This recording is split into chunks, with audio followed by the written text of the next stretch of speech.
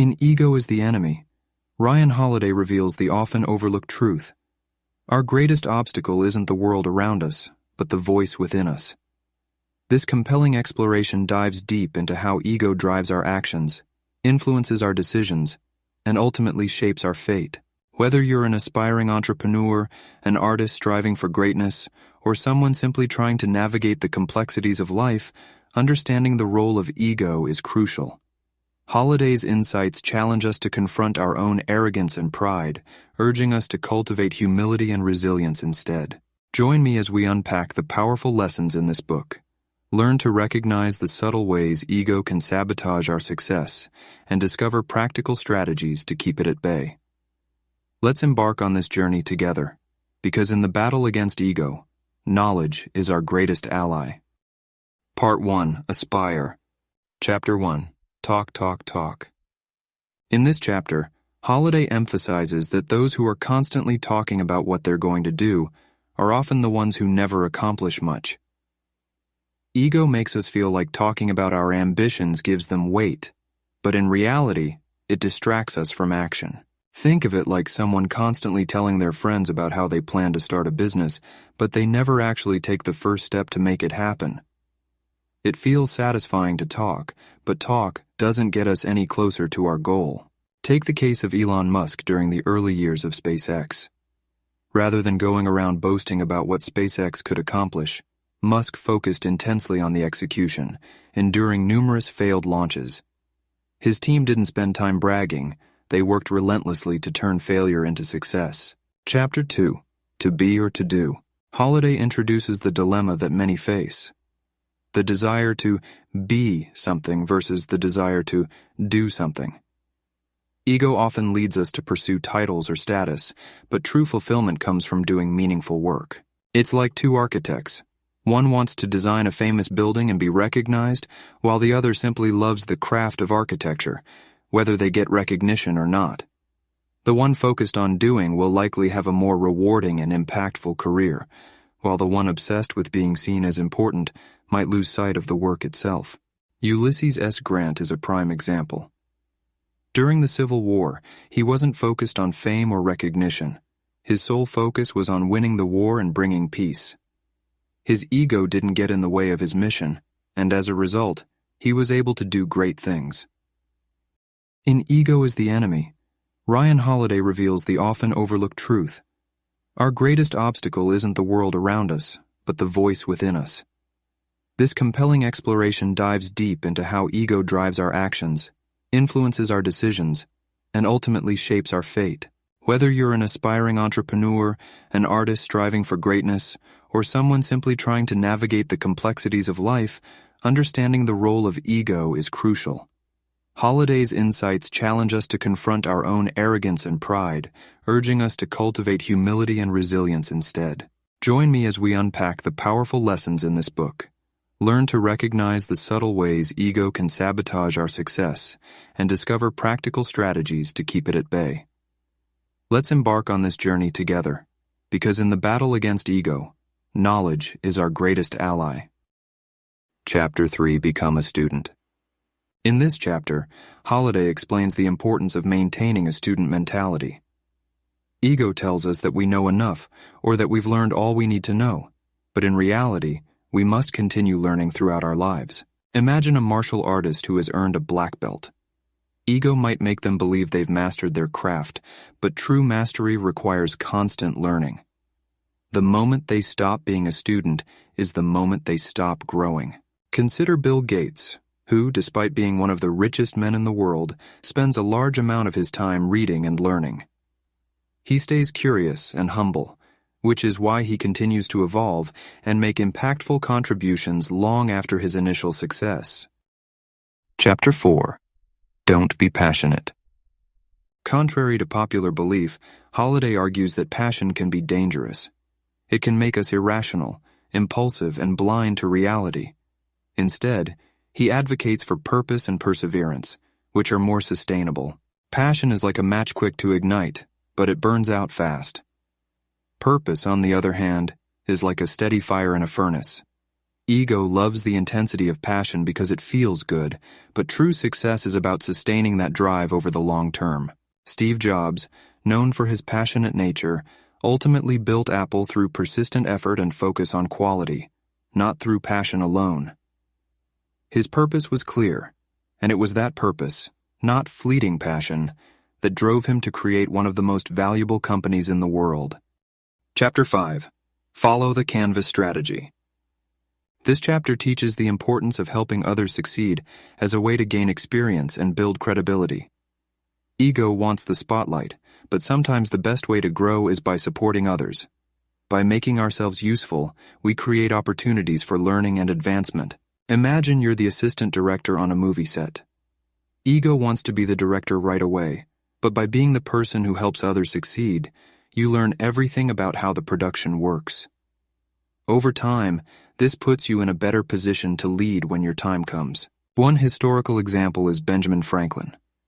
Early in his career, Franklin supported others and let them take credit for projects. By being indispensable and focusing on contributing rather than receiving accolades, Franklin built a reputation and eventually became a key figure in American history. Chapter 6. Restrain Yourself. Here, Holiday talks about the importance of self-control and restraint. Ego makes us want to indulge in things that feel good in the moment, whether it's recognition, praise, or distractions. But true discipline comes from holding back, staying focused on the long game, and not allowing ego to dictate our actions. It's like a professional athlete who could go out and party after a big win, but instead, they choose to go home, rest, and prepare for the next challenge. Ego tempts them with immediate gratification, but restraint ensures they'll perform better in the future. Take LeBron James as an example. Known for his intense discipline, James prioritizes rest, recovery, and practice over indulging in the lifestyle that often comes with being a superstar athlete. His ability to restrain himself from distractions is what keeps him at the top of his game year after year. Chapter 7. Get out of your own head. In this chapter, Holiday stresses that overthinking and becoming too self-absorbed can stifle action. Ego loves to keep us stuck in our thoughts, convincing us that we're more important or talented than we actually are. The solution is to get out of our heads and focus on what truly matters, doing the work. It's like a chess player who spends so much time thinking about all the potential moves and outcomes that they never actually make a move. Ego thrives on this paralysis because it convinces us that our thoughts alone are valuable. But action is what leads to progress. Holiday uses the example of Richard Branson, who is known for being a man of action. Instead of getting caught up in analysis paralysis, Branson focuses on executing ideas quickly and learning as he goes. His willingness to get out of his own head and take risks has led to the creation of successful companies across many industries. Chapter 8. The Danger of Early Pride. In this chapter, Holiday discusses how early success can be dangerous if it feeds the ego. The moment we achieve something, our ego tells us we've made it, and this can lead to complacency or an inflated sense of self-worth. Ego wants us to believe that early accomplishments are enough, but true growth requires us to remain humble and focused. Imagine you're climbing a mountain and you reach a small plateau. Ego tells you to celebrate as if you've reached the summit, but the actual peak is still far ahead. Stopping now, basking in the glory of your small achievement, will prevent you from ever reaching the top. Holiday points to the story of Genghis Khan, who despite early successes in his conquests, never let his ego inflate. He stayed focused on the larger mission, continuously learning and adapting, which allowed him to build one of the largest empires in history. He didn't let early pride stop him from achieving greatness. Chapter 9. Work, work, work. Holiday emphasizes that hard work and persistence are the true drivers of success. While ego wants to believe that success should come easily to us because of our special talents or intelligence, the reality is that consistent, diligent work is the only reliable path to achievement. It's like a craftsman who meticulously carves a statue over years. Ego might want to rush the process, believing that natural talent alone should be enough to complete the work quickly. But true mastery is built through repetitive, focused effort. Each stroke of the chisel adds depth and refinement. The story of John Wooden, the legendary UCLA basketball coach, comes up again. Wooden didn't just focus on winning games, he focused on the small, repetitive practices that would lead to winning. He drilled his players on basic skills, teaching them to master the fundamentals. This approach led UCLA to 10 national championships in 12 years. Success wasn't achieved through grand gestures, but through consistent hard work. Chapter 10. For everything that comes next, ego is the enemy. This chapter is a culmination of the ideas presented in the Aspire section.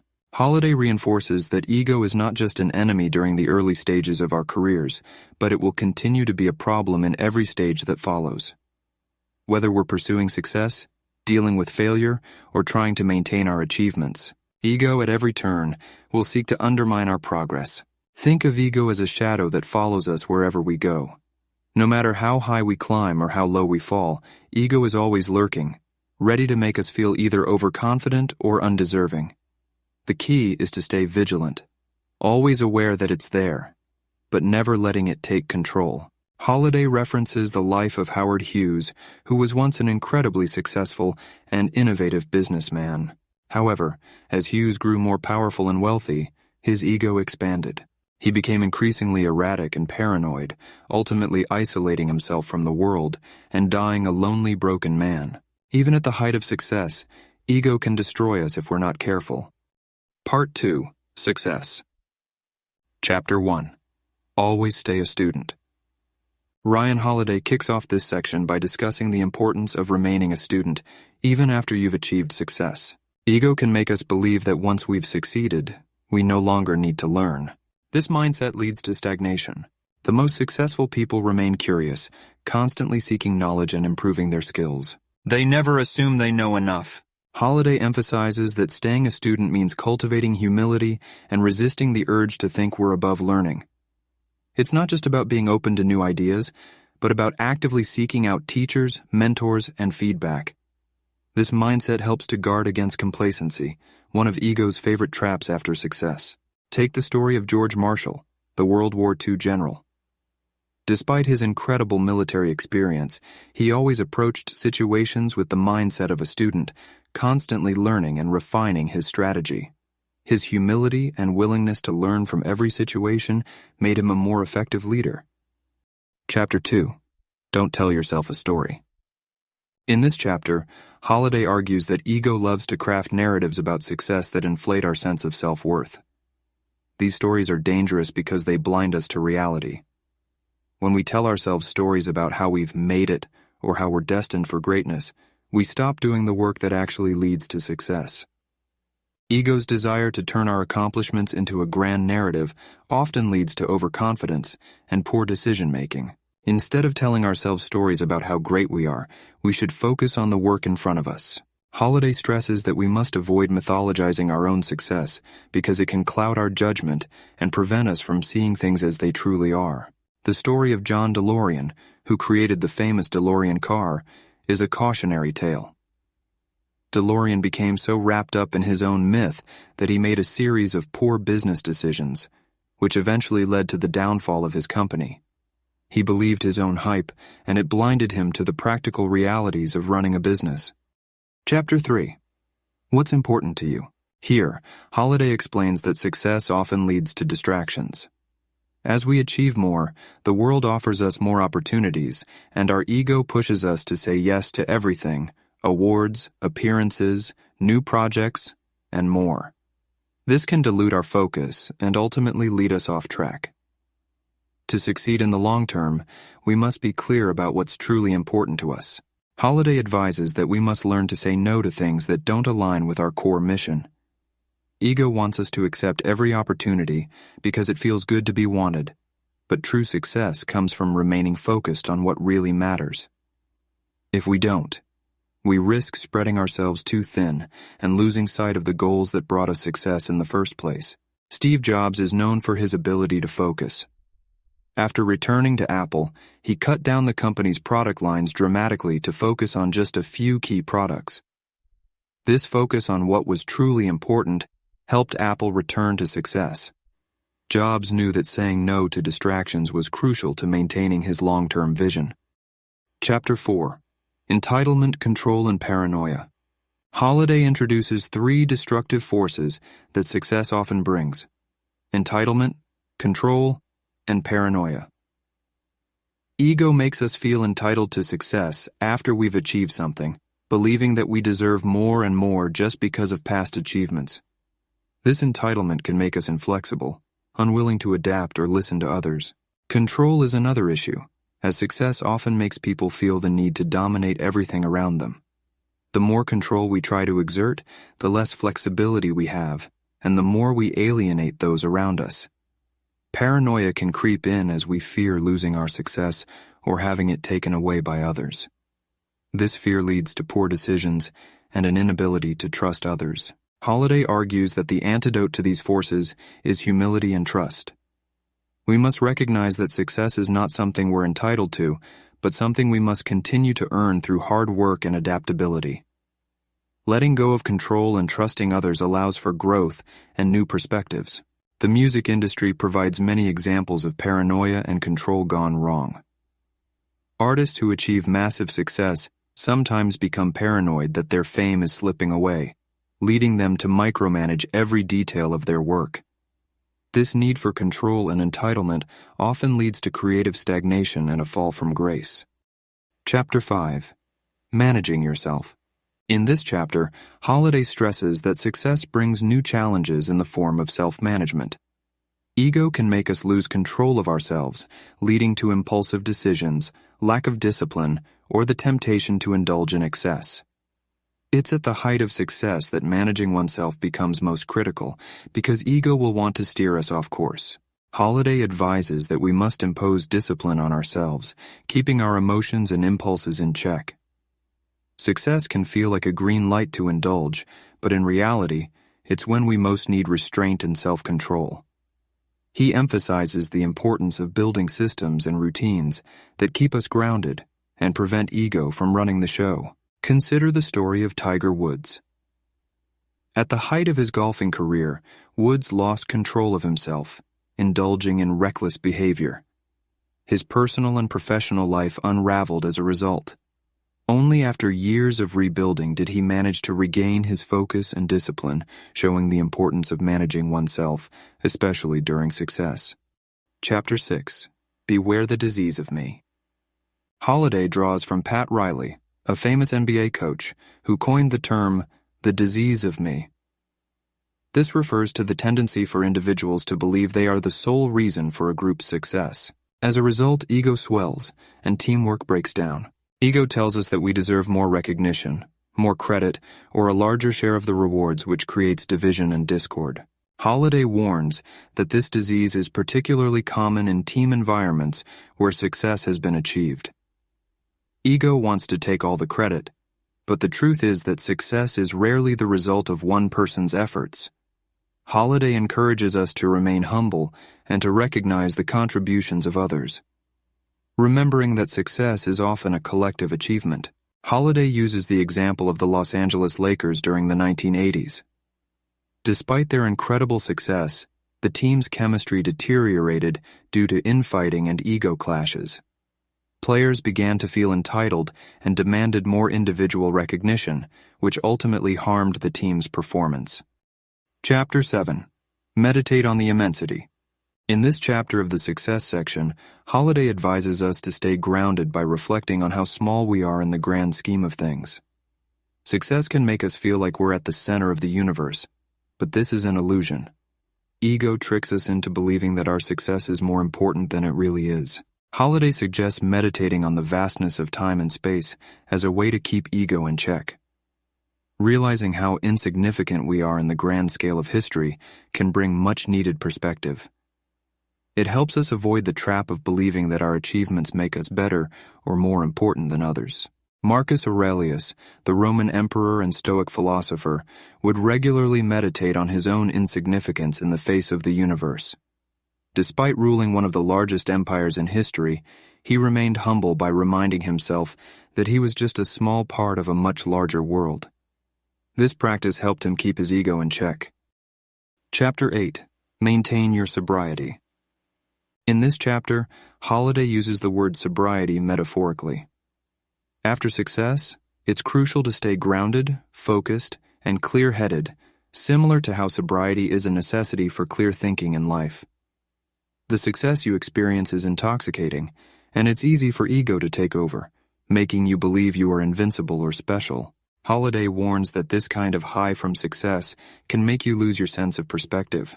Sobriety here is the mental discipline to stay humble, detached from your achievements, and realistic about your situation.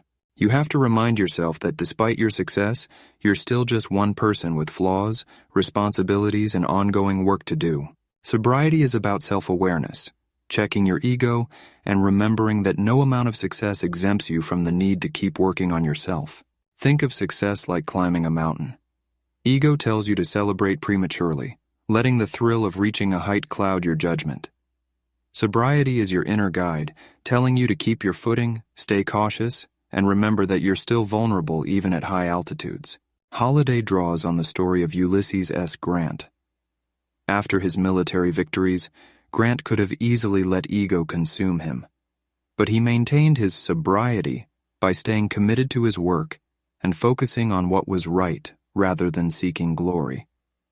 He recognized that success was fleeting, and he never let himself become drunk on his own achievements. Chapter 9. For what often comes next, ego is the enemy. In this chapter, Holiday emphasizes that success is not the end, but often the beginning of a new set of challenges, many of which involve ego. Once we achieve something, ego creeps in and makes us believe that our work is done, that we've made it, or that we're entitled to continued success without further effort. This is where ego becomes especially dangerous. Holiday argues that ego is always waiting to sabotage us after success. It convinces us to stop learning, stop listening to others, and stop working as hard.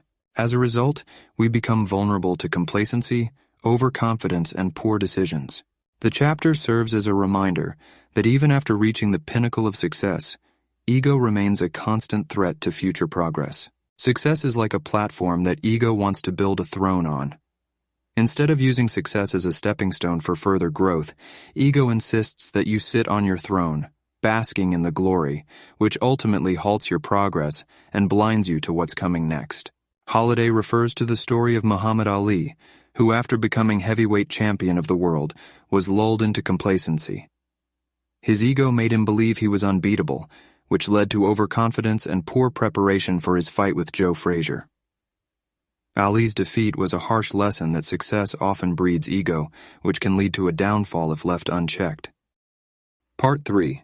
Failure. Chapter 1. Alive Time or Dead Time. In this chapter, Ryan Holiday introduces the concept of alive time versus dead time. Failure, setbacks, or periods of waiting often leave us feeling stuck, and this is where ego can take over, leading us to believe that we are victims of circumstance. Ego tells us that because things aren't going well, we should wallow in self-pity or simply wait for the next big thing to come along. Holiday argues that we must choose between two options: alive time, where we actively use every moment to grow, learn, and improve, or dead time, where we passively let time slip away. Even during periods of failure, there is always something productive we can do. The key is not to let our ego convince us that we are above starting over or doing menial tasks just because we've had success in the past. Imagine you're stuck at a red light in life. Ego tells you that sitting there waiting for the green is a waste of time. But instead, alive time encourages you to roll down the window, take in the scenery, or listen to an inspiring podcast. You find ways to make the waiting productive. Holiday shares the story of Malcolm X. While in prison, Malcolm X didn't waste time feeling sorry for himself. Instead, he educated himself, transforming his dead time into alive time. He came out of prison a changed man, using that period of failure as a time for personal growth and preparation for his future success. Chapter 2. The Effort is Enough. This chapter builds on the idea that success or failure should not define our self-worth, but rather the effort we put into our work. Ego often convinces us that if we don't achieve a certain outcome, we are failures. Holiday argues that this is a flawed mindset. The reality is that we can't control every result, and sometimes, despite our best efforts, we will fail. What's important is not the outcome but the process. We must focus on doing the work, and not let ego make us feel ashamed or inferior when things don't go our way. The key is to take pride in the effort, even if the results don't meet our expectations. Holiday's message here is that consistent effort, regardless of outcome, is what defines true success. Imagine a gardener who spends months planting seeds, watering and caring for plants, only to have a storm destroy the crops. Ego might tell the gardener that all the effort was wasted because the result wasn't perfect. But in reality, the gardener's discipline and work ethic still count for something. Next season, those skills will lead to a better harvest. Bill Belichick, one of the most successful coaches in NFL history, embodies this philosophy. Even after his early coaching failures, Belichick focused on the effort, studying and improving, regardless of the immediate outcomes. His long-term success came from continually refining his process, even when results didn't go his way. Chapter 3. Fight Club Moments. In this chapter, Holiday refers to moments of failure as fight club moments. These are the times in our lives when we face a harsh reality check, often brought on by ego-driven overconfidence. These moments force us to confront our limitations and failures head-on. While painful, these moments are crucial for growth because they force us to drop our illusions of invincibility and confront the truth. Holiday explains that fight club moments can be transformative if we approach them with humility and a willingness to learn. Instead of letting ego tell us that failure means we're worthless, we should see these moments as opportunities to strip away our false identities and rebuild ourselves from a place of humility and clarity. Imagine ego as a suit of armor that protects us from vulnerability. A fight club moment shatters that armor, forcing us to confront our raw selves without the protection of ego. It's painful, but it's also an opportunity to start over with a stronger foundation. Holiday references the story of Howard Hughes, who had a massive fight club moment when his company's projects started failing due to his increasingly erratic behavior. Instead of learning from the failures, Hughes let ego take over, isolating himself further and spiraling into more dysfunction. His inability to confront his fight club moment ultimately led to his downfall. Chapter 4. Draw the Line. Here, Holiday discusses the importance of setting boundaries for yourself, especially when dealing with failure. Ego often pushes us to keep going beyond what's reasonable, telling us that quitting or adjusting our goals is a sign of weakness. But Holiday emphasizes that there is a time to walk away or pivot, and knowing when to do so requires self-awareness and humility. Drawing the line is about understanding that failure is not a reflection of your value, and that it's sometimes necessary to stop pursuing something that isn't working. Ego wants us to push through at all costs, but wisdom tells us to know when to let go, learn the lesson, and move on to something new. Holiday uses the example of Steve Jobs. After being ousted from Apple, Jobs could have let ego drive him into despair or obsessive revenge. Instead, he drew the line and moved on, founding Next and Pixar. This ability to walk away and rebuild himself from scratch ultimately led to his return to Apple and its resurgence. Chapter 5. Maintain your own scorecard. Holiday talks about the importance of maintaining your own internal scorecard rather than letting external validation define your worth. In moments of failure, ego is quick to seek approval from others, hoping that external praise or recognition will make us feel better. But this mindset gives others power over our self-worth, which can lead to further insecurity and ego-driven behavior. Holiday argues that we must create our own internal metrics for success and failure based on our values and principles. By doing so, we can remain grounded and maintain perspective even when we face setbacks. Ego wants us to win at all costs, but true resilience comes from measuring success on our own terms. Warren Buffett famously talks about using an internal scorecard. Instead of letting his wealth or public opinion define him, Buffett measures success based on his own principles and values. This internal compass has helped him stay grounded through both success and failure, preventing ego from swaying his decisions. Chapter 6. Always Love. This chapter is about the importance of love, compassion, and connection. Ego thrives on isolation, selfishness, and competition, but love is the antidote. When we face failure, it's easy for ego to convince us that we are alone, that we must guard ourselves against others, or that we should be angry or bitter about our circumstances. Holiday argues that the healthiest way to move through failure is by embracing love for others, love for the process, and love for yourself. This doesn't mean romantic love, but rather a mindset of kindness, empathy, and understanding. Love allows us to rise above ego's need for validation and to see failure as part of the human experience. Holiday shares the story of Abraham Lincoln, who, despite facing numerous failures throughout his life, never let ego or bitterness consume him. Lincoln approached life with compassion, even toward his rivals, which ultimately made him one of the most respected leaders in history. His ability to love and connect with others helped him overcome both personal and political failures. Chapter 7. For everything that comes next, ego is the enemy.